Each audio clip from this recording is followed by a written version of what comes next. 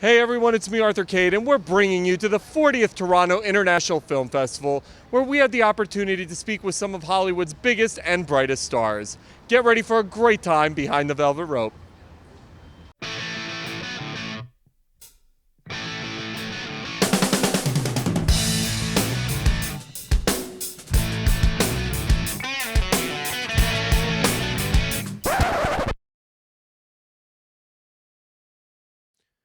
The Toronto International Film Festival is North America's most prestigious showcase of films from around the world, featuring Oscar contenders, foreign films, and breakout hits of all genres. As one of the Hollywood 10, Dalton Trumbo was blacklisted from Hollywood for being a communist, but continued to write successful screenplays that led to various awards and later a full redemption of his writing credits. Let's hear from the cast of Trumbo. You know, this is not a fight that Dalton Trumbo wanted in 1947. He was subpoenaed by the House Un-American Activities Committee and forced to testify under threat of incarceration, who his affiliations were and his political beliefs, what unions he belonged to, where he met, who else was in these meetings, and it's none of their business. The question itself is unconstitutional, un-American. You know, it was a dark time I think, in American history and certainly in Hollywood history. It's good that, but you know, the great thing about the film industry is it is ultimately kind of fearless in turning its critical eye upon itself. And that is very much what this movie does. Before I read the script, I didn't even know about the blacklist at all. So, and I think that some people don't, and I think it's going to be very surprising. And it's also just, it's very relevant today of how people are they're allowed to think the way they want to, you know, and they're allowed to feel that and have their own opinions. That's what makes us who we are. Is there a certain richness in being able to tell his story and express, hey, this guy was wronged? Yeah, and just, you know, it's such a light-handed, deft way of telling this horrible story, and it's very entertaining as well. It's hard to put my finger on it, but it's really a good film, and I'm really proud to be a part of this cast. Everyone is really well suited to their parts. You know, they got the top of the line with just about everybody, and I was thrilled to be in the same room with them all. An incredible cast deliver a virtuoso performance, showcasing how the search for passion and meaning in one's life can be beautiful and intricate. See what the stars of Paolo Sorrentino's youth had to tell me on the red carpet. The story was written by Paolo, who knows exactly what he wants out of life. And so he wrote a story about an old man, me, I'm 80. Paolo, what is he, about 45 or 50, you know? But everyone has a fear of growing old. And the movie says you shouldn't be afraid. It's going to be all right. Don't worry. For me, the movie is about the importance of having passion in your life. And if, you know, even if you're old like me, if you have a passion to live for and to inspire you, then there's something fundamental about you that remains young. And that's what the movie says to me. It is about passion in a lot of ways, like how passion helps us survive or, you know, be who we are, what it gives us, you know, to live for. I'm curious. There's a lot to take away from the film, though, and I think different ages are going to have different reactions. An ensemble cast like this, as an actress, what is that experience like? Well, I mean, I grew up watching Jane Fonda, probably particularly Jane Fonda, and Harvey Keitel and Michael Caine. I mean, Harvey Keitel was in one of my favorite movies, Alice Doesn't Live Here Anymore, where he was a very, very, very scary young man who abuses Ellen Burstyn. But anyway, they're legends, they're icons, they're true icons.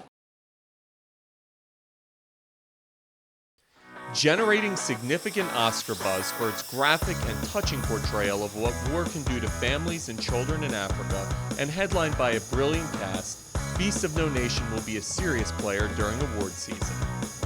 See what Cary Fukunaga and Idris Elba had to tell us about Beast of No Nation. I wanted to work with Cary Fukunaga, but when I heard what he was trying to make, and he wanted to put people in a position where they can understand what actually child soldiers are going through, I wanted to be a part of that. You know, I come from Sierra Leone and Ghana, and Sierra Leone was, you know, a part of a horrible war where child soldiers were utilized, and so there's a part of me that feels kind of obligated to be a part of a film like this. I think I've always been drawn more to stories that are happening around the world ever since I was little. History and sort of the interconnectedness of the planet, and I've always kind of looked beyond my sort of national borders. This story came to me when I was still in college, and I really tried to make a movie out of it straight out of college, and it never quite worked out until I read Uzo's novel when I was in film school. And that for me was like a light going on moment, and I was like, I need to make this into a movie. There was something so profoundly emotional and heartfelt about the story, and you really understood this kid's journey. I Saw the Light tells a story of iconic country music singer Hank Williams and gives us an in-depth look at the ups and downs of one of music's great singer-songwriters. We had the chance to speak with Tom Hiddleston and Elizabeth Olsen about their new movie, I Saw the Light. I felt so responsible to the monument of his legacy as a musician. He is part of the history of American music. He inspired Bob Dylan, he inspired Bruce Springsteen. And he was one of the first great rock stars. You know, he had this extraordinary charisma, but also a deep well of personal pain. And I think his story is amazing, and it was my great privilege to tell it. When you're dealing with people in real life, yeah, what type of research goes into creating a solid but original portrayal? As much information as you can find, and that's what I try to do. I went to the Country Music Hall of Fame, and they just had this big exhibit of things that Hank and Audrey, mainly Audrey, saved throughout her life. And I got to see photos that weren't released anywhere, that were just that the family asked them to preserve. As prolific as Hank was, it was a complicated life. And what I love about this movie is we see all those different layers. Yes. That was what I really wanted to say. It wasn't like, I never wanted to make a film that was just about, and then this happened, and then this happened, and then this happened. And I didn't want to start when he was a little boy, because I thought I'd seen that story many, many times. I just wanted to kind of get into underneath the portrait of an artist as a young man. And that's kind of what I tried to do. When a murder occurs during a punk band's performance, the band is trapped in its green room and pitted against a group of white supremacists, leading to one of the best thrillers of the year. We had the opportunity to chat with the cast of Green Room, including Sir Patrick Stewart, Anton Yelchin, Imogen Poots, and more. I've been a lover of this genre of filmmaking since I was too young to go and see these movies. And that was what made this script so irresistible. It scared the wits out of me when I read it. You know, I really wanted to work with Jeremy, basically. I'd seen Blue Ruin, and then I read that it's a punk film, and I love that, you know. I just very big admirer of punk culture or subculture, rather. It was the best cast ever. Anton has been a best friend of mine for years. I'm going to do something very embarrassing. I'm just going to remove my... Here we go. And Patrick Stewart is a force. And Alia Shawkat, which is amazing. Everyone was incredible. I had a great time on this film. Yeah, Jeremy Saulnier, the director, writer, is like just a real amazing filmmaker, and it's harder to find ones like that who just make like very specific, beautiful films. And I'm a fan of his film Blue Ruin, and I knew the producers, and I got involved. Playing two friends, one dealing with a serious illness and one with a piece of good news, they show how far friendship can stretch in helping each other with what life has to offer. We caught up with Drew Barrymore, Toni Collette, and Catherine Hardwicke about their new movie, Miss You Already. I loved Catherine's whole take on this thing. I just think it's very real, very strong, very humorous, and very brave. And it was like, you know, sometimes people just say it's like the time to be strong, and it gets you swept up in it. This was that.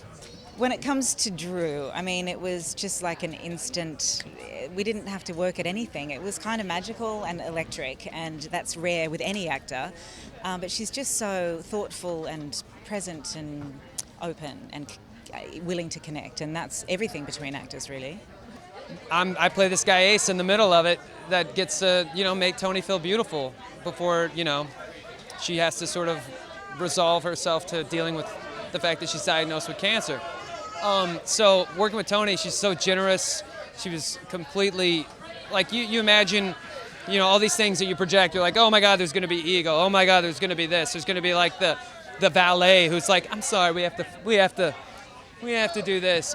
None of that, man. Tony and Drew both have this, they're very grounded, they're very real, but they're also extraordinary. Like, they sparkle, they're funny, they're witty, they can fill in each other's questions. They had this beautiful chemistry, and then they just kind of put their heart into it. They kind of live this film, We thought we were just in the movie when we were making it. Following the success of Bad Words, Jason Bateman gets behind the camera once again to direct and star in The Family Fang. Hear from director Jason Bateman and star Christopher Walken about The Family Fang. Well, this family is, they're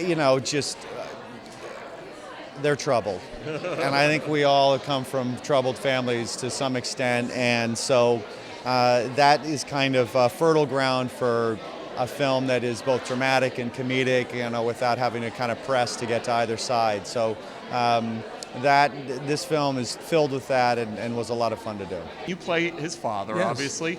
You're an eccentric couple. Yeah. Talk to me about playing this role. You've had a career full of such diverse roles. Talk to me about this one and getting into it and bringing this character to life. I play, I guess, a stage father, the stage mothers like Gypsy. And I play a dad who puts his kids in show business. When her husband passes away, Marnie, an overwhelming and doting mother, follows her daughter to Los Angeles, where she meets an LA cop whom she develops a unique relationship with. See what Oscar winner J.K. Simmons and Jason Ritter had to say about their movie, The Meddler. It's really Susan and Rose's movie, and they play, real characters, based on Lorene and her mom, and then I play a character that Lorene just invented to add some interest to the story. It was awesome working with Susan. I didn't get to work with Rose, but the stuff that Lorene wrote for my character and Susan's was really a treat to play, and with Susan Sarandon. Come on. It doesn't get any better, does it? Absolutely. I love the premise of this movie because I'm Jewish, so my mother is this mother. Talk to me about this premise. It's so unique and funny.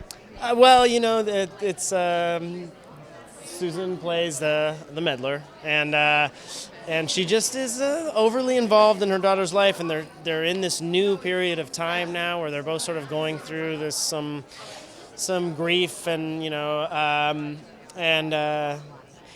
grief can intensify the meddling a little bit. Susan just gets way too involved, and there's some push and pull, and it's really funny. It's a great ride. In this apocalyptic drama, two sisters are forced to survive in a remote country house after a continent-wide power outage. See what Ellen Page, Evan Rachel Wood, and the cast had to tell us about Into the Forest. This movie, I love it because it's a dynamic in seeing two women surviving and figuring their way out in really tough situation. Talk to me about telling this story. Yeah, well, first and foremost, I read Jean Heaglin's book, and I just was blown away. I was riveted, thrilled, deeply moved. It's so poetic and actually quite cinematic. And when I read it, I just was like, this would make a great film. And then luckily, Patricia Rozema adapted it, and she wrote a stunning, stunning script. I just couldn't be happier. It was one of the most intense, incredible experiences I've had making a film. It's really, the film rests on Ellen and I's shoulders the whole time, and it called upon us to act harder than we've ever had to act. And I think we both cared about it so much and threw ourselves in head first, and it's really paid off. And it's a really haunting, intense, powerful, beautiful film that I'm just so excited for everyone to see. We've got Evan, Rachel Wood, you've got Ellen Page. Talk to me about working with those two and creating their chemistry. Well, it's they're the racehorses, right? They're unbelievable. They're precise. They've been doing it since they're little. They come prepared.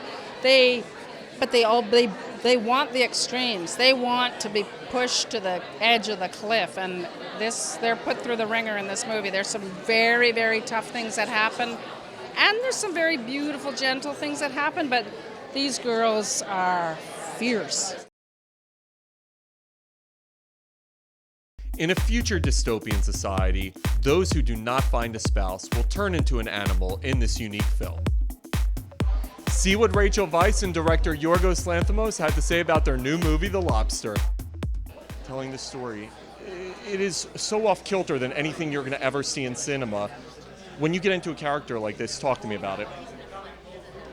I didn't really ever get into character. I would just showed up. There was no research. It's not based on a world that is recognizably ours.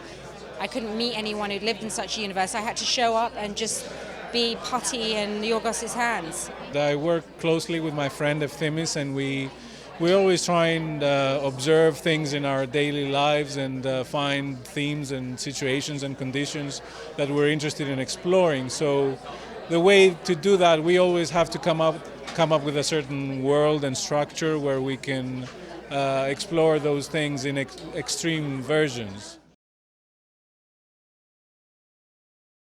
When Heroes debuted on NBC almost a decade ago, it became a phenomenon. Now NBC attempts to recapture that magic as it premieres Heroes Reborn with a new cast and some of your favorite characters returning. NBC's Heroes Reborn is the first TV show to ever premiere at the Toronto International Film Festival. 6 years later, what can fans expect going from Heroes to now Heroes Reborn? Well, it's a different world. I mean, in 13 episodes, it's a much faster trajectory of storytelling. It's also a tough world for people with powers. They're legislated against. They are hunted. They are feared. So it's not been an easy time for them, and we picked that up right from the beginning. What drew you guys to this project? Were you fans beforehand? I was a big fan of Heroes, yeah. I'm very into the sci-fi genre, and I watched the first episode and was like, someone's read my mind, this is what I wanted to write. And I loved the first couple of seasons. I thought were particularly amazing, and I love the idea that everyone has something special in them and that everyone is capable of things beyond what they think they can do. So it really resonated to me as a person, and then just from a TV watcher, from a wow kind of factor. I still don't believe it was actually a show. I don't know. Everyone keeps talking about this Heroes thing. I have yet to see proof. No, I was. I watched the beginnings. I started doing Chuck right as they started the second season. We were starting the first season of Chuck. And I didn't have a life after that, so it was very little television watching, let alone anything else in life. So, but yeah, I mean, it was incredible. It was. I grew up reading comic books and playing video games, so that was straight up my alley. I hope they like us. But because I know they already like the original character, so I want them to not be too. There's gonna be no question that you're gonna fall in love with her character, though. Her character's the favorite. She's like the star of the show. She is. She's the best. She's my favorite character to watch. This franchise is back. Got to be awesome, right?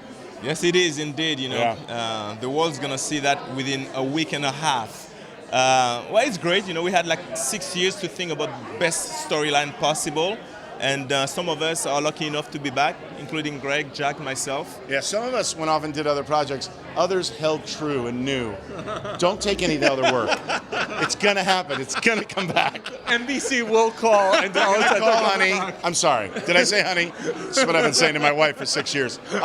No, I mean, it's awesome. Like, we all went off and did other projects, and then to get this call again to play this character is amazing.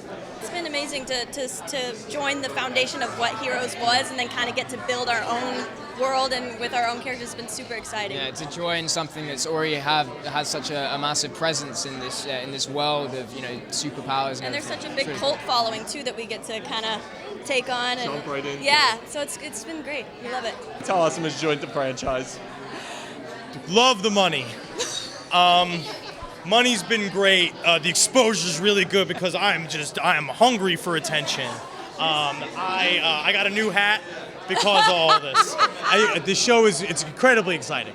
It's nice to be a part of a thing where it's not, I have to be like, because mostly I'm on a show, when I'm on a television show, I have to be like, I'm on a show called Your Pretty Face is Going to Hell. And they're like, what? And you'd be like, okay, there's a thing called Adult Swim. Like, what's that? Okay, you have to do, it's like, where I say Heroes and everyone's just like, oh cool. Like legitimized.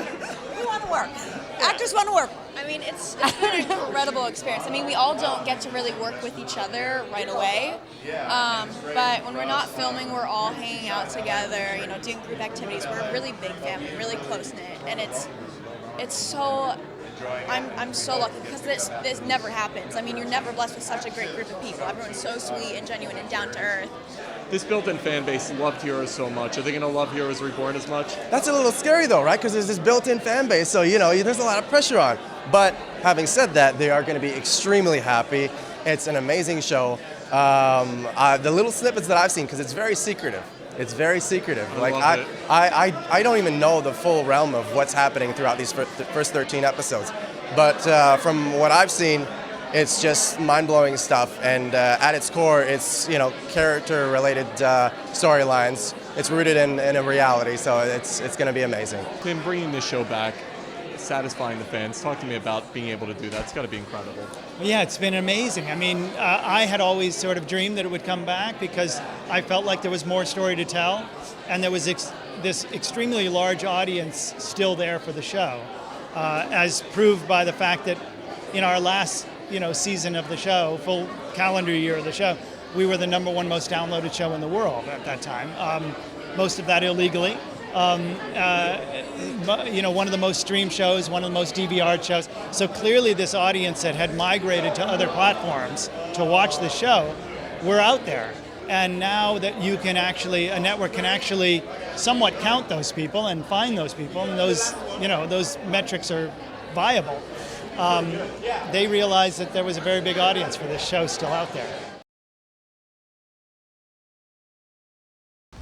And here are some more actors and filmmakers that we spoke with. You wear all hats in this movie. You write, direct, you star. Talk to me about why was it important for you to adapt this novel and tell this story, and what was it like getting behind the lens to do it? Well, I had such a specific idea for how I wanted the film that when I would meet with writers, originally I thought someone else would write it, and when I would meet with writers, they would all be like, you know what you want to do, why don't you do it yourself? And I think I was a little intimidated, and then I started, to take on so many different roles, and it was inspiring to see other women, women like Lena Dunham when I saw her movie Tiny Furniture, and I saw written by, directed by, starring.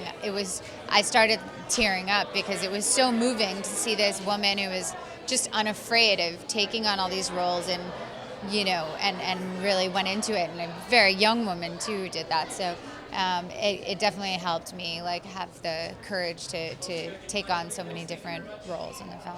This movie, relevant, intense, subject matter that matters today. Talk to me about making this movie and what you want people to take away from it. Well, I want Americans to, with me, help us find our soul. For the rest of the world, I want to explain to you that we're really good people, and we have some good ideas. But I paint a picture of the United States in this movie without ever shooting a single frame of film in the United States. It's a change of pace for you. Talk to me about Making Equals. What was the inspiration behind it? I was really inspired to try something totally different and try something I'd never done before and make a film that took place in the future. So for me, reflecting on that and getting to work with them was pretty awesome. Yeah. I love movies like this because this is a story I remember vividly. Yes. I've interviewed Dan Rather before this many times. God. Wow. Good for and I you. remember how really animated he was about this whole situation. Yeah. Talk to me about, you've produced this movie, it looks awesome. Talk to me about putting it together. Well, in this case, it's really the writer-director, Jamie Vanderbilt, who just came up with the idea to turn this into a film, and it's just a fantastic story. But more so, it's a great film at the end of the day, at the end of the process, because it's really a film about the process of gathering news, which is a bigger story, I think. And to have Robert Redford playing Dan Rather and to have Kate Blanchett playing Mary Mapes is just, what you feel is the sense of authenticity. I love the way we see the American dream told through the eyes of this young woman. Yeah. Talk to me about that message, because we see her heart being pulled in two different directions, and she could live in either direction. It's got to be such a delicate balance as an actress to tell essentially two stories through one set of eyes. I think it's a real sort of human experience to be pulled in two different directions, whether it's with relationships or work or where you want to live or, you know, responsibilities to family members or whatever it is. We've all experienced that kind of being stuck in the middle and not knowing which way to go, you know. So it's nice because this whole story and even the arc that she goes through, it's all very nuanced. And so to have something like that, that's the drama in it, you know, that's the two anchors that pull her in two different directions. And I think we need that to kind of bring movement to the story. Talk to me about being one side of the pulling of her heart back in Ireland, because she has to make some hard decisions here, and it's very tough, and it's probably a decision that was faced by many people during that time period. Yeah, I think whether it's a decision between people or places or lives you could lead, I think the important thing about the film, and I think which is still in the film, it's in the book very heavily, is that there are no right decisions. There's no decision you make and that's definitively better than the other one. And I think that's really important in the film, and being part of trying to be something which would make Ireland, or make a life in Ireland, meaningful was a challenge, because it comes very late in the film. It's quite short, it's truncated. And so it was just about trying to connect and talk to her character and say, this could be real and this could be wonderful. And all you can do is try and present that as an opportunity, you know. The American dream is told in such a unique way in this story, and this is something that so many people dealt with throughout the 20th century, people coming over and having to make hard decisions. Was there some type of inspiration in your life that you were able to draw into the story in order to tell it the way you guys told it? Yeah, I thought a lot, you know, the building that I grew up in, my mother moved to in 1965 when she was 9 years old from the South Bronx. Well, she was in the North Bronx at the time, but my family originally was from Co-op City in the South Bronx. And it was about that neighborhood. It was about being from a neighborhood and having roots in a neighborhood, especially in New York City. And I really took that away, and I was thinking about that a lot. When you look at the scope of this story, obviously family is at the heart of it. Have you ever dealt with anything like what's going on in this movie? Yeah, I have experience with depression in my own life, in the lives of people in my family. I'm a comedian, which is just totally adjacent to that, a very dark world, a world of depression and a world of addiction, you know, is where I live as a comedian, you know. So, you know, though I haven't fought addiction in my life, I'm very familiar with it all around me and as a comedian. And I had a lot of experience and other people's experiences to draw from, and with all those tools, then I just pretended that it's real. Well, that's it, guys. I hope you enjoyed our coverage from the 40th Toronto International Film Festival. Make sure to tune in again as we take you behind the velvet rope.